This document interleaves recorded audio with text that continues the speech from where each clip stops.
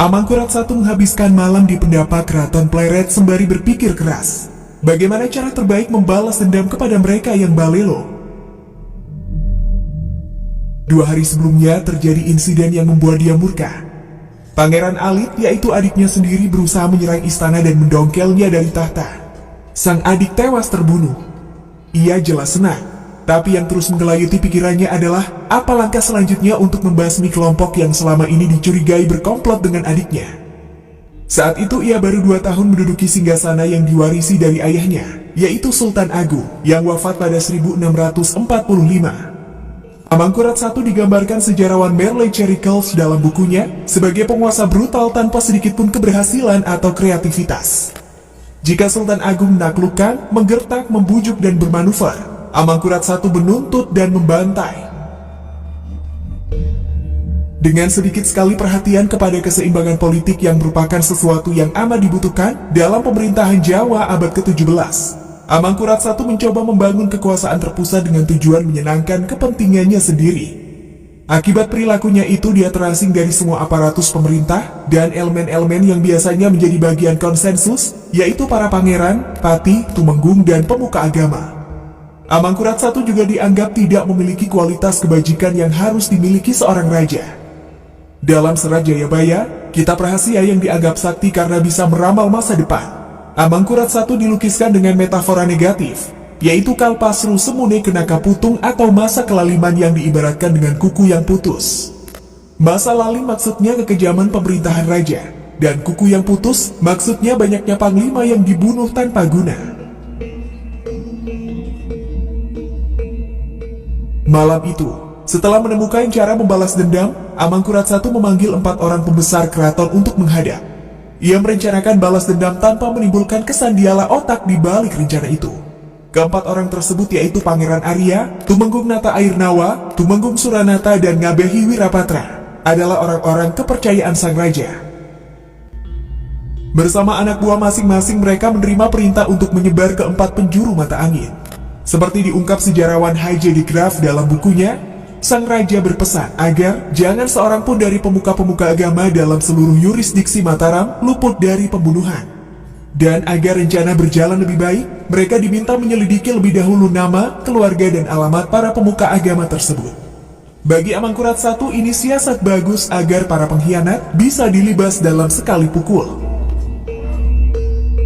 Ketika permufakatan keji mulai dilakukan, Amangkurat sengaja tidak menampakkan diri di luar keraton. Semua sidang peradilan dan pisauanan yang melibatkan dirinya berpindah di dalam istana. Ia memilih berkonsentrasi penuh agar rencananya berlangsung dengan lancar. Setelah semua informasi yang dibutuhkan sudah terkumpul, ia memberi perintah-perintah terakhir kepada 4 orang itu. Ia meminta mereka agar bertindak sebaik-baiknya dalam membunuh semua laki-laki, wanita, dan anak-anak. Aba-aba dimulainya pembantaian berupa bunyi letusan meriam kisah pujagat yang terpasang di halaman keraton.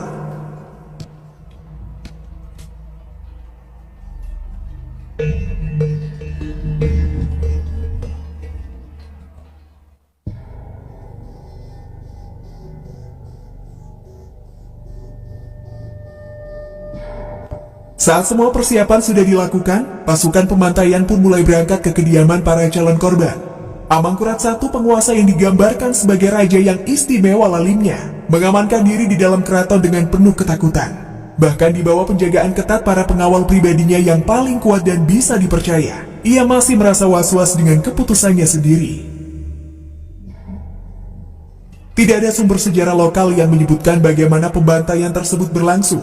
Babat-babat Jawa semuanya membisu ketika memasuki fase paling mengerikan dalam sejarah Mataram ini. Satu-satunya sumber yang bisa diandalkan hanyalah catatan Rich Claus van Gogh, yaitu pejabat VOC yang saat itu berdinas di Mataram. Tapi yang pasti pembantaian berlangsung amat cepat, hanya dalam waktu kurang dari 30 menit. Hari itu di suatu siang yang terik tahun 1648, sekitar 6.000 ulama dan keluarga mereka yang menetap di wilayah kekuasaan kerajaan Mataram harus mati karena kekejian sang raja. Mengutip keterangan Van Gogh dalam catatannya, H.J. de Graaf menggambarkan, belum setengah jam berlalu setelah terdengar bunyi tembakan, 5-6 ribu jiwa dibasmi dengan cara yang mengerikan. Seperti biasa, Amangkurat I selalu ingin tangannya bersih. Ia mengelakkan tanggung jawab atas tindakan kejinya itu. Esok hari setelah pembantaian berlangsung, ia tampil di muka umum dengan wajah marah dan terkejut. Selama 1 jam di depan para pejabat, tidak satu patah kata pun terucap dari mulutnya. Semua orang yang hadir pun diam dan suasana kian mencekam. Tidak seorang pun berani mengangkat kepalanya apalagi memandang wajah Sunan, catat Van Guns. Dan disinilah kedegilan Amangkurat I makin terlihat. Setelah mengucap beberapa kalimat yang menuduh para ulama yang bersalah atas kematian Pangeran Alit sehingga pantas mendapatkan balasan setimpal, ia memerintahkan 8 pembesar yang dicurigai untuk diseret ke hadapannya. Mereka dipaksa mengaku telah merencanakan makar kepada Sunan dengan mengangkat Alit menjadi raja. Dalam situasi macam itu tak ada yang bisa mereka lakukan selain mengaku. 8 pembesar itu akhirnya bernasib sama dengan para ulama. Mereka beserta seluruh keluarganya dibunuh. Sang raja kemudian masuk kembali ke dalam keratonnya dengan penuh amarah. Seperti dicatat Van Guns, ia meninggalkan semua pembesar yang sudah tua dan diangkat semasa pemerintahan ayahnya itu dalam suasana tercekam dan penuh kekhawatiran.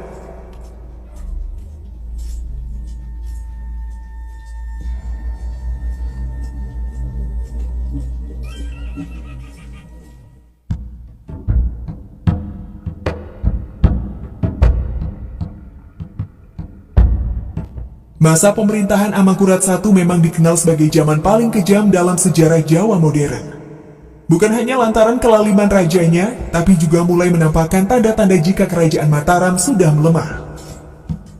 VOC makin kuat di pantai timur Laut Jawa, sementara basis-basis ekonomi kerajaan kian tergerus oleh agresivitas maskapai dagang Belanda itu.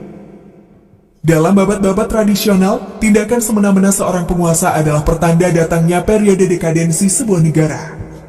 Tafsir B.J. Osrika dalam bukunya mengungkapkan bahwa dalam kesusastraan Jawa kuno, raja yang mabuk dan sikapnya yang tidak pantas kepada kaum beragama dianggap sebagai tanda-tanda pralaya atau masa kehancuran. Sementara Pujangga Yasadipura menjelaskan bahwa seorang raja yang menuruti nafsu amarah yang tak terkendali hanya karena ingin dipatuhi dan ditakuti, akan dikutuk. Raja macam itu disamakan dengan kambing yang menyerang tiap potong kayu yang dipasang di hadapannya.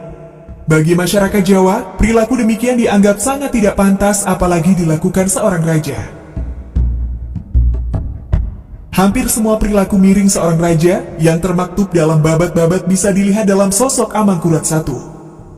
Raja ini memang memerintah dalam rentang waktu yang cukup lama, yaitu 31 tahun mulai dari 1646 sampai 1677.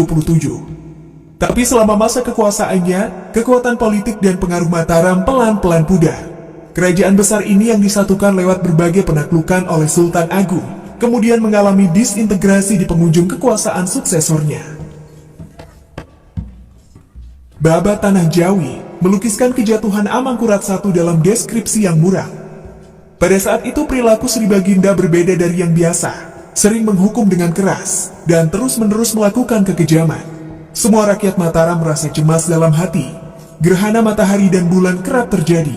Hujan turun tak sesuai musim, bintang berekor terlihat tiap malam. Ini adalah tanda-tanda kerajaan menghadapi keruntuhan. Mataram akhirnya memang runtuh, meski hanya sementara. Seorang pangeran dari Madura yang sudah muak dengan kekejaman Amangkurat I, yaitu Trunajaya, melancarkan serbuan ke Keraton Mataram pada awal 1677. Keraton berhasil diduduki pemberontak. Amangkurat I dan keluarganya berhasil melarikan diri. Mereka menuju Batavia untuk meminta perlindungan VOC. Belum sampai Batavia, ketika masih dalam perjalanan, Amangkurat I mati di daerah Banyumas. Itu terjadi pada pertengahan 1677. Jenazah Amangkurat I ini kemudian dikubur di Tegal.